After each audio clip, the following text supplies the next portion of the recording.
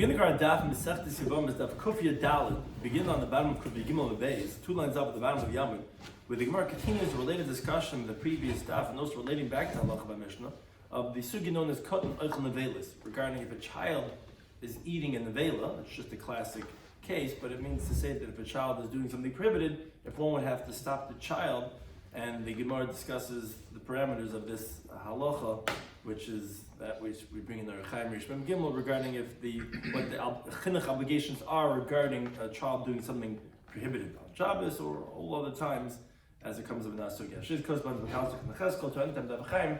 Hashem is doing today's daf. Something is discussed in today's daf, like we said, the sugi of Kotten Eichel Nevelis and Bezdim Mitzvah L'Aprishay, which actually could be a difference, and as the Hashem obviously discuss in great detail regarding the parents, regarding the courts, other people. However, the halach of safinen, what's called classically as the isasviya, that you give it the dime with your hands, that would be asa, that's forbidden. Whereas preventing a child from eating an isasrabanan, that's definitely mutter. Regarding something rabbinic is a different halacha.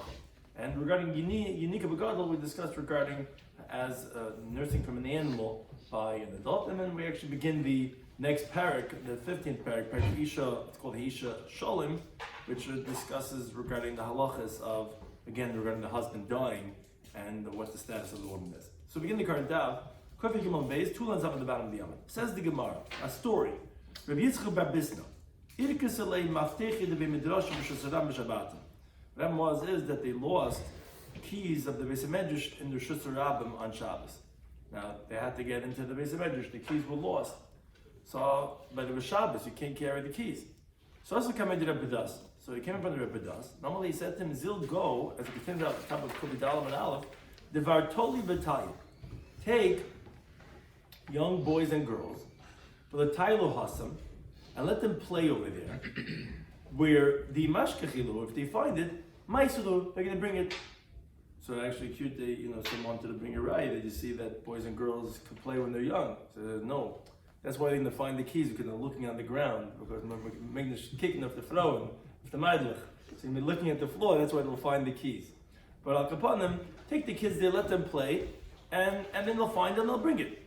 Says the Gemara, Amuk Saba, obviously you see that he holds, Kotten Eichel Nevelis, if there's a child, it doesn't really mean eating a nevela, a dead animal, a non-kosher animal. It just means if the child's doing something prohibited, which is they're actually bringing the child, they're not telling the child, but they're bringing the child there to find the keys and bring it. Oh, look what I found. Oh, great, that's how we're going to get into the shul now. So, in Bez Mitzvah L'Aprishay, you see the courts don't have to separate, don't have to stop him from doing Dvar Eser. Says Gemara, let's bring a brisa that supports him. Because the brisa says, a person shouldn't tell a child, Havali Mafteach, bring for me a key, Havali Chaisem, bring for me a seal, meaning through Rosh Hashanah on Shabbos. Ella, rather, Manichay Toilish. You have a kid that's playing in the grass, you could let him tear out the plant. Manichay Zarig, you could leave him, he could throw things in the street. You just can't tell him. Oh, so obviously, Ein Bezdim Mitzvah L'Aprishay. Others don't have to stop the child from doing Dvar Eser. Abaye says, no, it's not a raya. Why not? Because here we're talking about, Toilish is talking about Ba'atzah Shein Nokev. It's talking about where he's from a not potted plant. It's a pot that has no hole in it. And Zeri B'Karmelis, what we're saying you let him throw is in the Karmelis, which those are both D'Rabbanan. That we agree by rabbinic prohibitions, you don't have to stop the child. But you don't have a raya that if the child's doing something Issa D'Oraisa, like eating a nevela, that you would not have to be mafresh, and maybe you would have to stop him. Here it's talking about where it's rabbinic isurim, and therefore you don't have to stop him. So the Gemara continues trying to bring rayas regarding this halacha. Toshma, the Gemara tries to bring a raya not like Rebbe Das, from a Mishnah Masechta Shabbos. Mishnah says, a non-Jew Shabbat Shabbos that's coming to put out a fire on Shabbos. So what's the halacha? Say, ain't normally kabeh. You can't tell him extinguish it. That's what's known as a mir la'akum. That's prohibited to do on Shabbos. At the same time, you don't have to tell him ba'al tzachab. You don't have to tell him not to put it out. Why? His not resting, that's not your responsibility. He doesn't have to rest, and therefore you don't have to tell him not to do it. So you can't tell him yes, you don't have to tell him no. What? Not allowed to rest. Right. Right, it's not on him. Right, yeah. So, yeah. Right. Cotton haba. Yeah, no, I'm saying because like Rashi brings elsewhere in Masechet Shabbos when it says she'in shvisasev the av akum, I mean in contrast to let's say he's eved, an eved that's although he's a guy, that's shvisase aleihem. This guy you don't have the shvis on him. What? Who's fired? In his house. His house. Yeah. Right. So the Gemara there explains what should you do. You could say whoever puts it out won't lose, whatever. But don't tell him to put out the fire. But because it's Amir La'akum. At the same time, you don't have to tell him not to. If he's coming on his own, coming with the big hose and say, no, stop, don't put it out. You don't have to. Yeah. In contrast, Katna Balachabas, if a child's coming to extinguish the fire, you tell him, Al Techabe. No, you stop him. The kid's coming with the buckets and you say, no, don't put out the fire. Sheshvisas alem, because his shvisa is on the parents. So you see that Katan Ha'oichel Nevelis is tzarich la'afrisha. You have to stop him from doing something else. So Amar Bichin says, no, it's not a right. That's Pa'is Adas Avav. That's where he's doing with the intent for his father, because the child's looking at his father, and he sees that Tati's pleased with this. And his father's standing there. It's as if the father's telling him to do it. It's a very important lesson psychologically in the parent-child relationship. You know, the child's reading the father's body language, and he sees Tati's happy with it. He didn't say anything, but it says like as if the father's telling him. But the keys are of Yitzchak. No one told the kids that there were any keys lost over there. They didn't recognize that, the elders are pleased that we're finding the keys. They just left them playing over there in the playground. And they found the keys and they brought it. So therefore, it's not a raya. Here it's different because this is doing it al das of. It's as if the father's telling him to do it.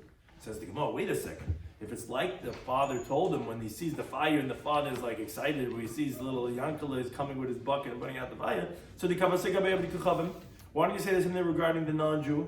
The Isa Das Yisrael, that means to say, even when you don't tell him not to put it out, he's doing it because he sees the Jew's house is on fire. It's as if the Jew told him. So Mishari, is it permitted? You would have to be Meicha, you have to protest, because that's like Amir La'akum. Says the Gemara, no, a well-known halacha, adaite the nafshi of it. The non-Jew, the idol worshiper, does it for himself. Meaning, even without the awareness of the Jew, the non-Jew is still doing it for his own personal benefit. How's that possible? Because he knows he's going to get wages for it. He knows he's going to get paid. He's going to get compensated for what he did, and therefore he's doing it. So that's not considered Amir La'akum. It's not ki'ilu mitzavehu ha'yisrael. In contrast to the child, he's doing it for his father, and therefore you would have to stop the child, not the akum. Okay, but the Gemara says Tashma must bring another raya. Not again only because of a reward, but he's going to do it because he needs it to stop too. Oh, if that would be the case. And in practical halacha, this obviously we don't necessarily go with the way it's saying over here because it's definitely dangerous with people and the house's connectivity. But let's say the Jew has his own, acres and acres. You're saying it might be a forest fire, whatever. Let's say they're not concerned because that's what it's saying that, but if it's for himself, then you would have that svara also, that did the nafshika of it. But here it's saying, even if it's not totally for the Jew, he's thinking about how he's going to get compensated. Says Tashma, it's being another raya, like her does this time, that no, you don't have to stop the child. In the following price. Price says, Ben Chaver, if let's say I have the son of a Talmid Chacham, Shadoka Leilach Eitz Lavi, now goes to his grandpa, his mother's father, who's a Amma Aretz. He's ignoramus. So you go to the Zayda, you have to know, it says the Bryce, you're not concerned, maybe he's going to feed him things that are not properly tight. We can't get into the Zayda, to the Shver. Matzah, but let's say his father finds Biyada in his hand payros. Say in Zakagla, he doesn't have to go out and take it away from him and says, I don't know, it's the hechsher, what the Zayda is giving you to eat, this and that. So what do you see? You see that since he's a child, Ein Mitzvah Lafrisha.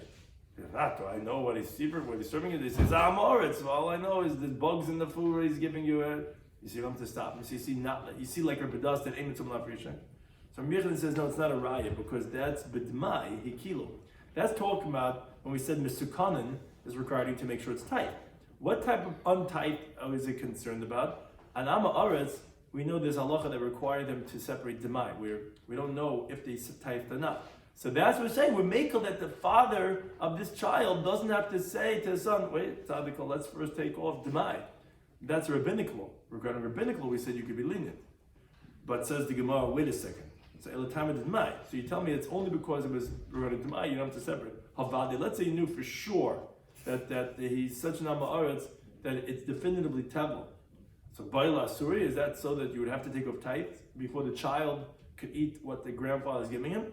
But Rabbi Yochanan says, so it's Rabbi Yochanan himself, he said, as we mentioned before, that you have to separate the child who's coming to put out the fire, specifically, Ba'is al das av.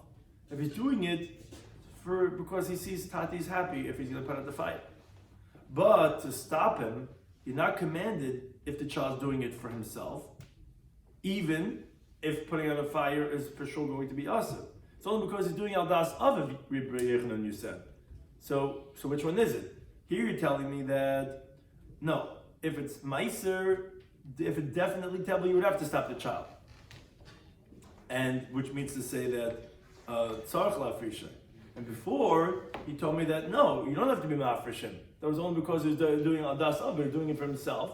You wouldn't have to stop him. So which one is it? So the Gemara says, yeah, Ella rather Rabbi Yochanan Sefukim Esafka. Rabbi Yochanan Taka was in doubt. Shtais discusses it regarding where elsewhere he seems to be definite, but Koi Hacha, when he's over here, where you tell me you have to be mafresh, Matchi, he rejects this. No, maybe you don't have to be mafresh. Maybe it's only adas av. Koi Hacha, we're here when you tell me that you don't have to be mafresh. Matchi, he rejects. He says no, maybe you don't have to be mafresh only because it's demayim, the v'mekel. But maybe in regards to Tebel Vadai, you would have to. So again, Rabbi Yochanan is just rejecting the rayas because he doesn't know exactly.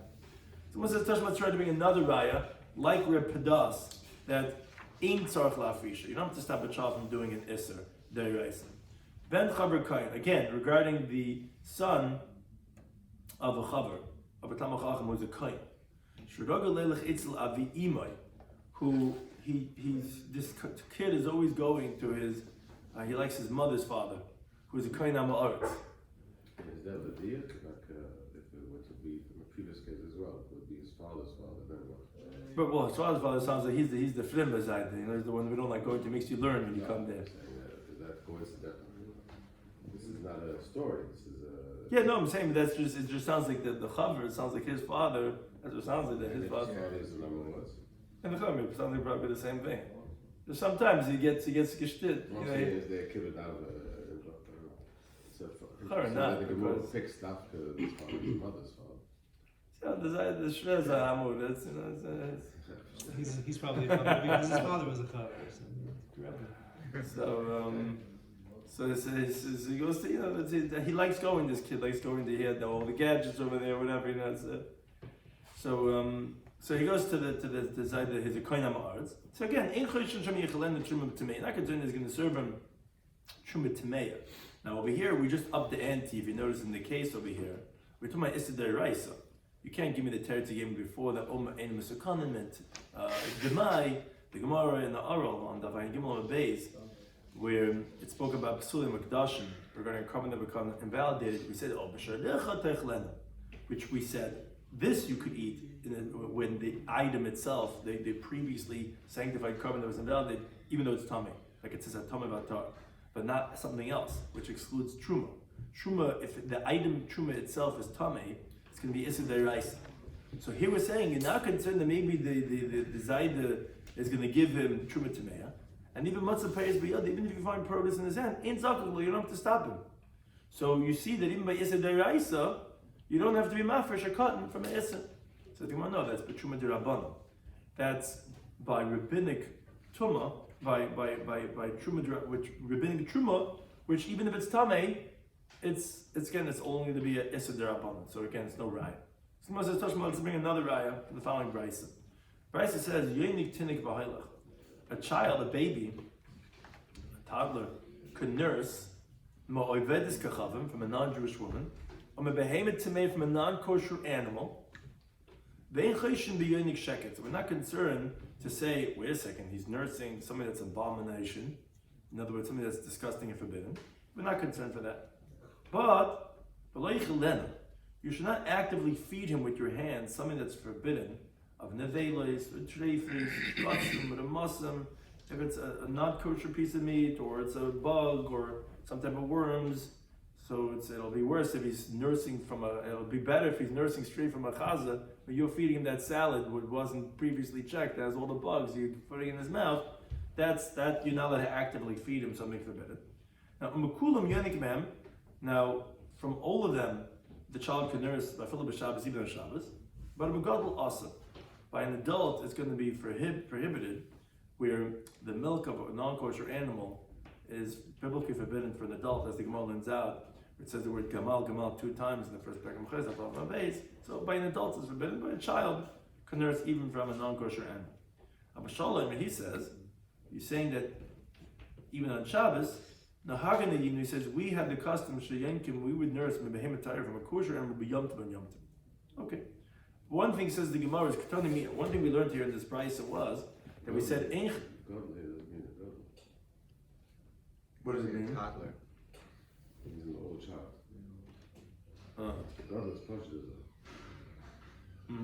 Who says that? Rashi and Tosis and Shabbos. Tosis and Shabbos says Gadol Asa is an older child. Okay, so we'll see, Taka. Maybe that makes sense. We're going to what the Gemara comes out, what the maskana is because of the sakana. So Tosis says that's Gadol is an older child. Okay. Over 3-4 years. It says 3-4. Yeah. Okay. Less than that is not the Titzim 11 is due. Yeah, this is Shabbos. Right, well, that's what we're going to see at the end, that the reason why we let even on Shabbos is because of the sakana. So maybe that's only for a baby that it's considered sakana.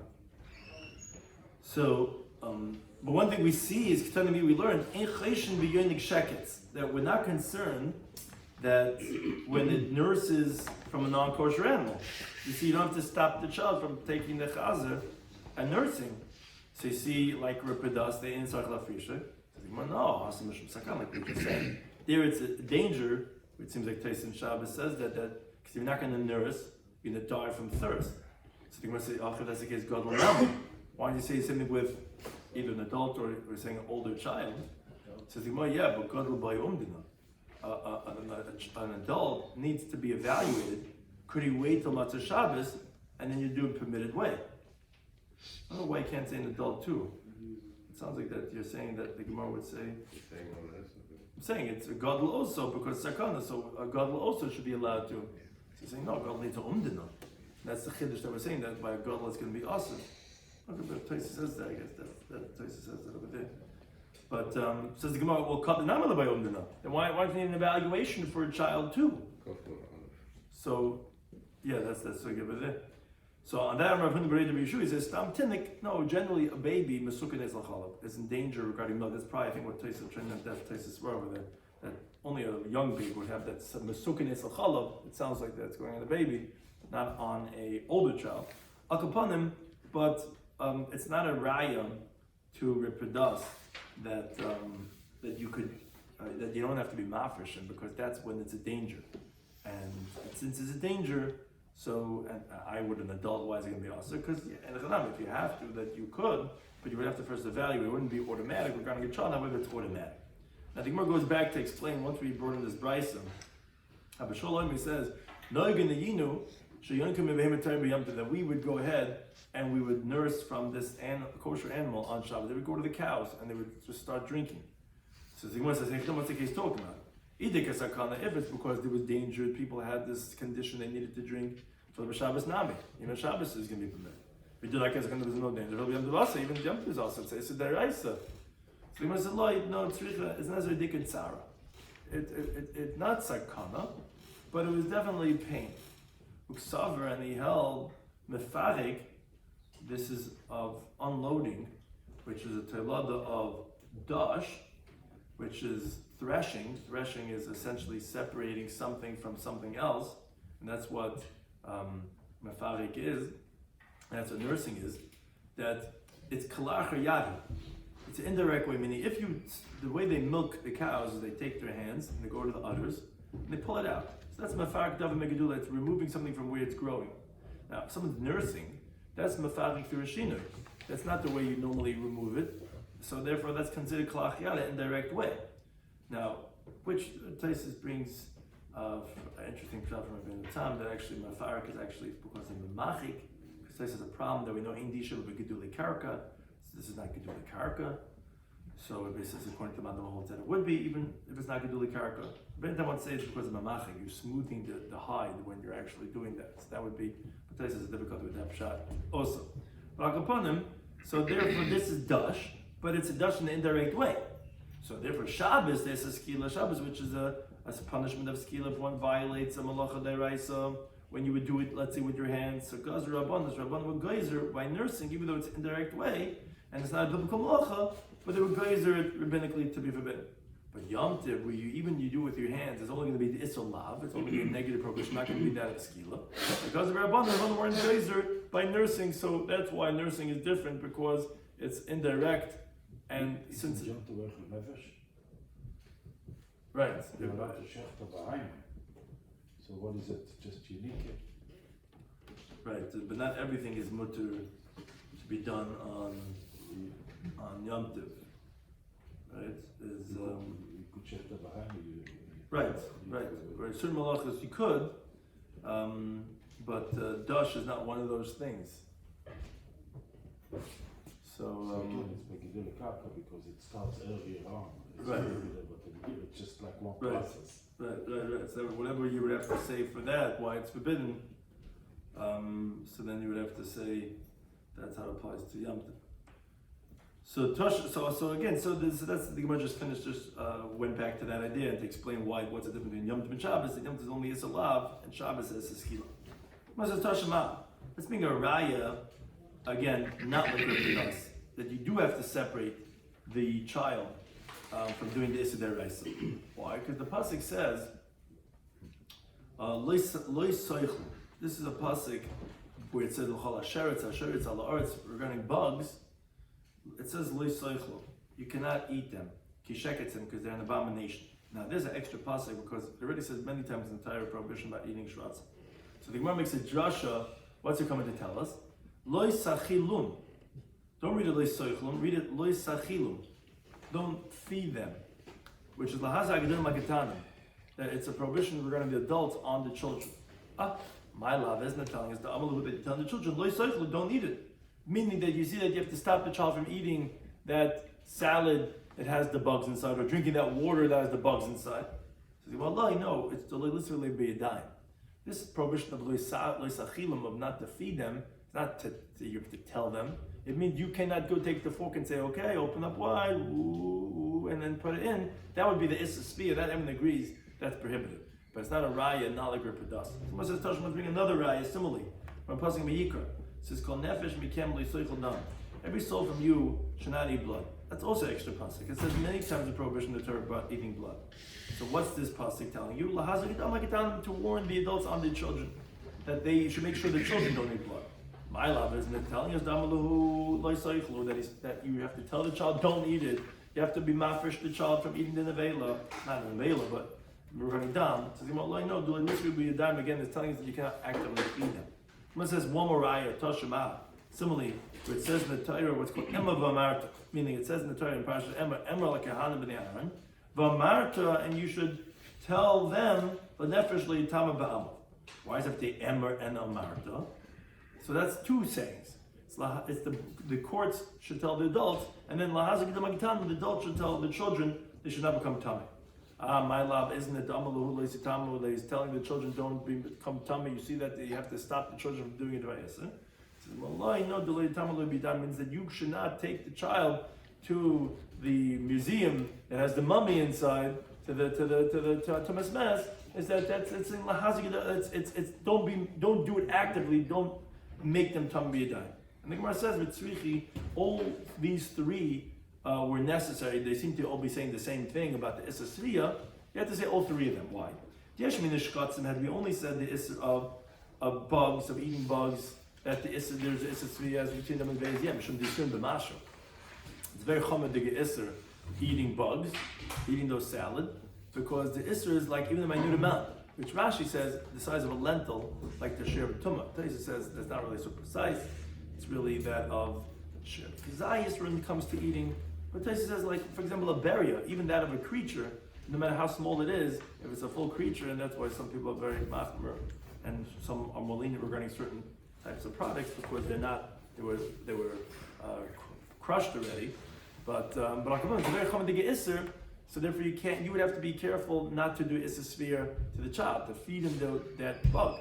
Abadam, the ad dekar revis, but regarding blood, up until there's revis, Emalai would say that maybe you don't have the issa svia. If you had to say dam too.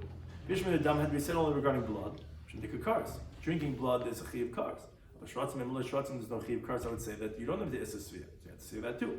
Bishman had to be said these two isurim, mishum the isurim shad bakal, because these are global isurim. Everyone has the issa of eating bugs and drinking blood. But regarding Kamatam, which only the Kama would say that there's no issa svia. And you have to say that too. Bishman to me had we said the halacha of Tumah, Kahan Shana would say, yeah, Kahan are different. From the Rebbe mitzvahs because they have many extra mitzvahs more than others. But the other two I would say maybe there's no issa svia of feeding the kid the bugs or the blood. So tzricha therefore is necessary to say all these three cases, but again it's not a raya that bezim tumah lafrisha, it's just the issa svia, which that's always malchamer to actually feed the child something prohibited. We all know the child with the lights on Shabbos or whatever, all these different things. You can't make the child do the issa. But the child to do it on his own, you don't have to stop the child from doing the issa, the iraisa. That's the halacha of ein mitzvah lafrisha. Says Tashma tried to bring another right, and this really relates back to our sugya from our Mishnah. Our Mishnah said shnei achim. There's two brothers. Echad bikeach and echad cheresh. One is mentally sane, and one is a deaf mute. And then the son shtei achayis. They're married to two sisters, pictures that are fully sane. Meis cheresh b'pekachas, if the cheresh that's married to the pekachas is mayasa b'keach b'pekachas. Says, okay, what does the b'keach who's married to the pekachas do? So that's very simple. Teitze, the Yevamo who's the chadeshes, she's excluded mishum achayis isha because it's his wife's sister. That's pretty obvious because he's married a biblical marriage to the sister. But what's the other way around? Let's say meis b'keach b'pekachas. If the pekach married to the pekachas dies, mayasa cheresh b'pekachas. The Yavam is a cheresh. And his wife is a bekachas. And now he has a bekachas Yevama falling for him. So Maitis ish to beget. So he has to divorce his wife with a get, as we spoke at length in the previous dafim, because his marriage to his wife is only rabbinic. Now he's a zika deraisa from the sister-in-law falling to him. The Eisha Sacha B'Sulam, but his brother's wife is going to be forbidden forever. Why? Because he's a cheresh, he cannot do chalitza. He can't do yibum because it's also grushas ishtay. Says the Gemara, why is he divorcing his wife with the get? Tesiv Gabe, let her stay married to him because Kod Noichel Neveluzu, Cheresh and the cotton have the same halachic quality. They don't have das. They're not mitzvah. So when they're doing an issa, do we have to stop them? You told me that ain't mitzvah lafrisha repedas. So then why did you let the woman stay married to her husband? She's anyways like a katana. Says he, yeah, but mishum misur didei, mishum misur dida, meaning because of he, the cheresh, could be married to her, but she, the sister, the Yevama, is a pekacha. She would get punishments. So obviously you can't let her marry him. So no, meaning to his his wife is a pekachas. And you can't let her stay because even though he's a cheresh and we don't care about his issue, but there's two parties over here in this equation. Moses touched about bring another right from our Mishnah. Our Mishnah says shnei achad pikachim. If there's two brothers that are fully competent, Nesun shtei achad is married to two sisters. Achas pikachim v'charesha. One's pikachim and charesha. Meis pikachim v'charesha. So this is the reverse in the sense it's not the one we had four parties, two men, two women. The first case we spoke about where one of the men were a cheresh. Now we're talking about one of the women is a chereshes. So meis bekach bal chereshes. If the bekach bal chereshes dies, again this is a little bit excessive the way we're saying all the words, but it's just going through the cases, which that was also excessive. Meis bekach bal chereshes. I mean verbally excessive, not in content. Meis bekach bal chereshes. If the bekach who is married to the chereshes dies, mayas bekach bal bekach. What does the bekach who is married to the bekach do? Again, he's a biblical marriage, and the sister-in-law is excluded. Meis bekach bal bekach. What happens if bekach bal bekach dies? Mayas bekach bal cheresh. What does the bekach who is married to the cheresh do?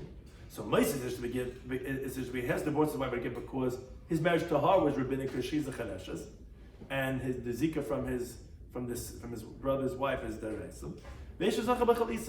And he does chalitza to his brother's wife again because he's a bekach and the sister-in-law is a bekach. But it says the Gemara, why is he divorced his wife with a get? Let her stay by him.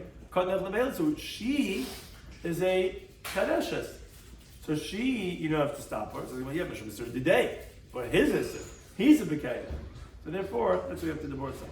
The Gemara says, one more Right, Toshima. Also from our Mishnah. Our Mishnah said, Shneach, and if there's two brothers, Echad Chedesh v'Echad Bekech, one's a Chedesh, one's a Bekech. Nusun Shtecha is married to two sisters, Echad Bekech and Chereshes. So you have the Cheresh married to the Chereshes, and the Bekech married to the Bekechas. Meis Cheresh Bal Chereshes, if the Cheresh married to the Chereshes dies, Ma'ayas Bekech Bal Bekechas, what does the Bekech married to the Bekechas do? So that's the obvious case that we keep on saying, because it's a biblical marriage. And the one that's falling to is only rabbinic. And that's a Chayesishna. Meis Bekech Bal Bekechas, Rabbi the Bekech Bal Bekechas dies. Ma'ayas Cheresh Bal Chereshes, what does the Cheresh married to Chereshes do?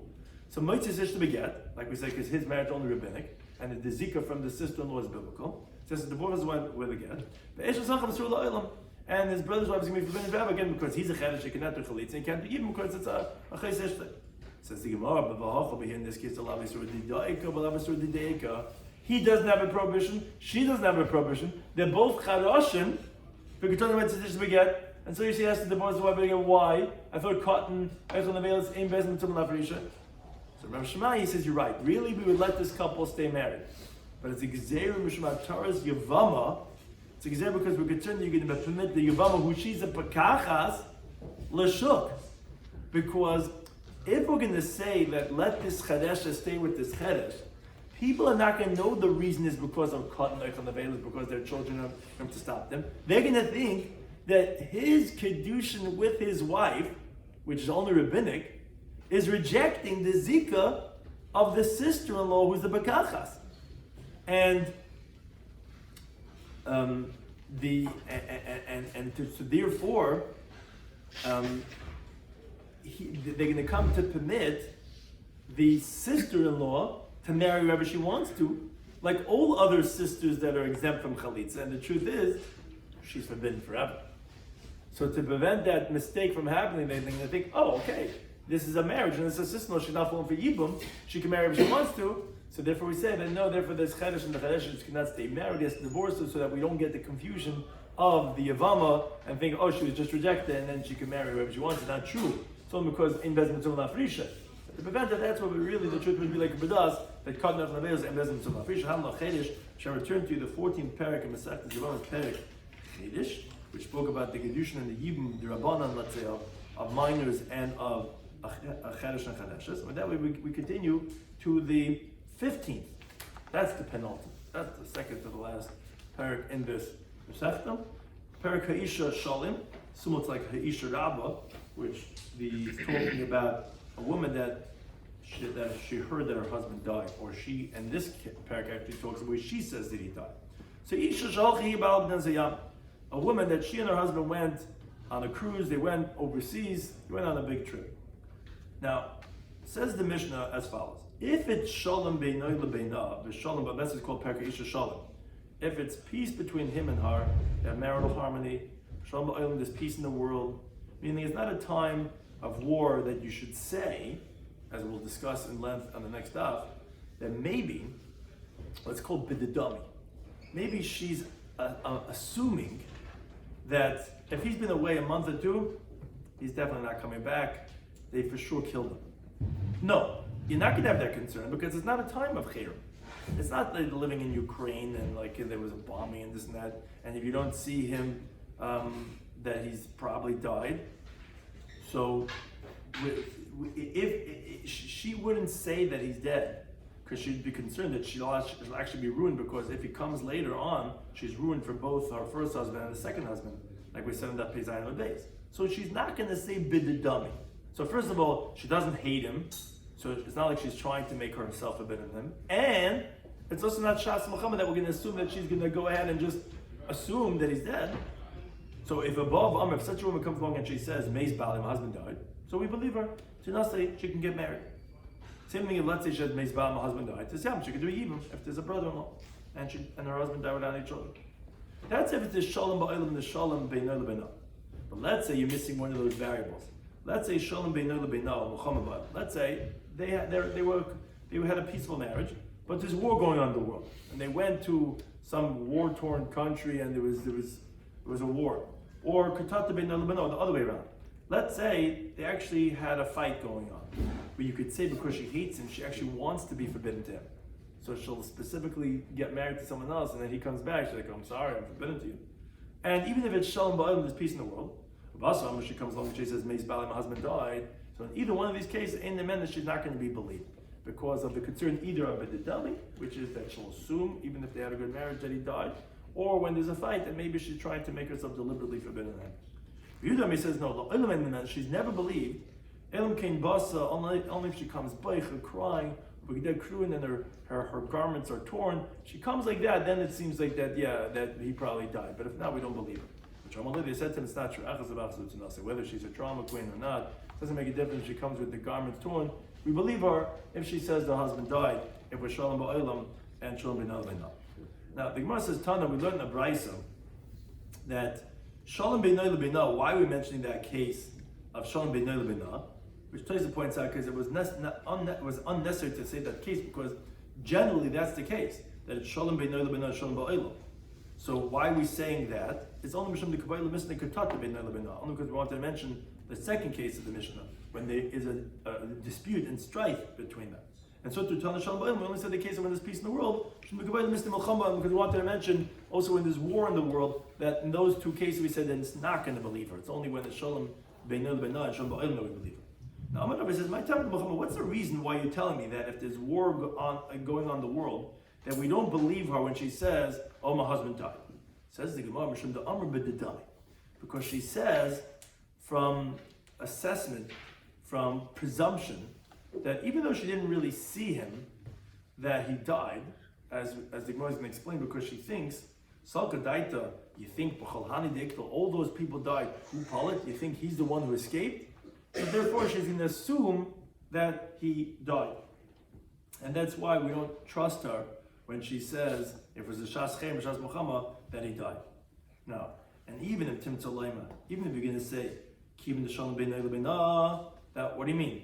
They had a beautiful marriage. Nacha Adachazia, she's going to wait until she sees that he died. So why are we so suspect over here? It says, sometimes they're raining missiles at them, and she's afraid to stay there till he dies. And they don't care who he drops on. In contrast, as we'll see later on, when let's say they're held up by gunpoint, she would stay because they're not trying to kill her. But by wartime, they're just dropping missiles everywhere, and therefore she's not going to stay around to see that he's dead. For some reason, I think Vali Messi for sure died because the count of the dead was so much. And they say, oh, my husband died. But in truth, they could avid some today. Those who could do some type of bandaging, and could be he's going to be healed. So even though, let's say he was hit with the missile or whatever this and that, it could be he could survive, and therefore we don't believe her when she says that he died. Now, Sabbath Rabbi thought to say that Ravine, a hunger, if there's a famine, there's literally no food. That's not like wartime, because she's not going to say b'didami, like she's not going to say, oh, for sure he died. Because famine is megabtzachanaitz. It's not like missiles are falling everywhere. But Hadam Rabba, subsequent Rabba said, no, Ra'avan harir k'malchama. A famine is like a war. And what made him change his mind? From the following story. The Hida Asla Kamid Rabba, there was a woman that came in front of Rabba. Amalei, she said to him, Vali Meis Padav, my husband died in the famine. So Amalah, so Rabba said to her, a little cunning, to test her. He wanted to catch her from the words that she's saying to realize what his thoughts were true. He said, oh, Shabbat, you did very well, my you saved your life, that you left him even though he was alive and you fled, because do you think that with that little amount of sifted flour, the Shabbat that you left him, you think he would have survived with that little amount? It's good that you ran away because of course he can't survive. So Amalei, she said to him, the master, you also realized that right, of course, with such a little amount that he wouldn't be able to survive. But obviously, we see that she was saying this, but the dummy, that she was assuming. And because of that story, Rav retracted, and he said that no, Ravin is just like Muhammad. A woman will think, can't be he survived, but could be he could survive. And ultimately, Rav said that actually Ravin Grim Muhammad. Not only did he say that it's not better, and not only did he say it's like Muhammad, he said it's even worse than Muhammad. Because the Muhammad, whereas by wartime, when the woman said my husband died in the war, that's where she's not believed. But if she says he died on his bed, so she's believed to say that even though it was in Kiev, wherever they were, that he died on his bed. And conscious by a famine, she's not believed, even she says he died on his bed, until she says he died and they buried him. Because by a war, she thinks that maybe he fled and he saved himself, whereas by the bed, she knows that he died. But by a famine, she thinks, how could he survive? Meaning he's in the bed and Nebuch, he's like this, and he's in the bed, and she's like, he died over there. No, by a famine, that he might survive, until she says, I actually buried him, only then would she believe that he died. And therefore that you see it's even worse in regards to believing the woman by a famine. Now, what's with the Mapilas? What's with if a building collapses, or a wind comes and just knocks down all the houses in the city? So it says that's like a war. In other words, the Amr b'didam. The woman will say, "Oh, my husband died and the building collapsed," because again she's assuming that he died. Shiluch nechashim hakrabim, when there's snakes and scorpions that are sent throughout, that's also rein k'mochama, because the Amr b'didam, she's going to say what she's assuming, that he for sure died.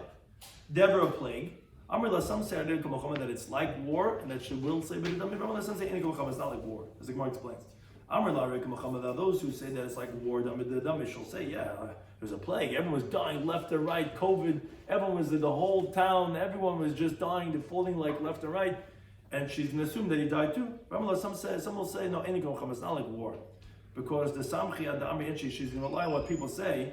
Shav Shnin Habemoisne, for 7 years there was death.